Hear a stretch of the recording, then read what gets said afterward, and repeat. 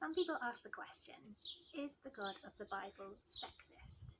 And that's an important question because when we look back through history and when we look at different cultures around the world, we can see that the world is sometimes a very sexist place. But to find out whether God himself is sexist, we need to look at what he has said about women in the Bible. And I think when we do that, we can see that not only is God not sexist, he is actually profoundly pro-women, and even more so than our culture is. And I think we can see that in three ways. Firstly, God gives women his very best. So in the first chapter of the Bible, it says that God made men and women in his own image. That means reflecting some of the goodness and glory and character of God. And there could be no higher value that a person could have than that. And that is for both men and women. God also gives women his very best in the way that he saves us. So both men and women have made themselves God's enemies and deserve God's punishment.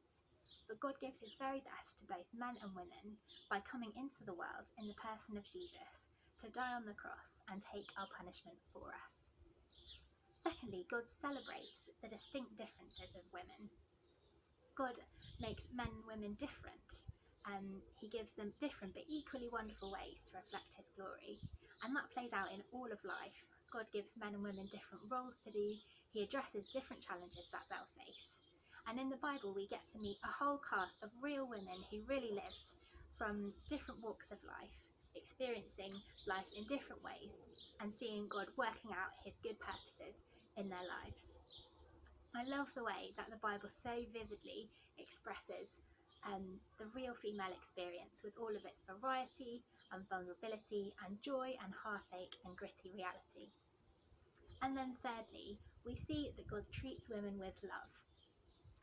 In the Bible, as we read the accounts of Jesus' life, Jesus, who really was God, we can look at the way he treated women in person. This was in a culture and a time when women were treated poorly. For example, a woman's testimony was not considered reliable enough to be heard in a court of law. But Jesus is radically different from that sexist culture. He treats women with respect and dignity. He takes them seriously. He listens to them. When he sees women suffering, he helps them and protects them. And ultimately, he goes to the cross for them, dying in their place so that they could be forgiven and be with God forever. So not only is God not sexist, he is profoundly pro-women, and far more so than our culture.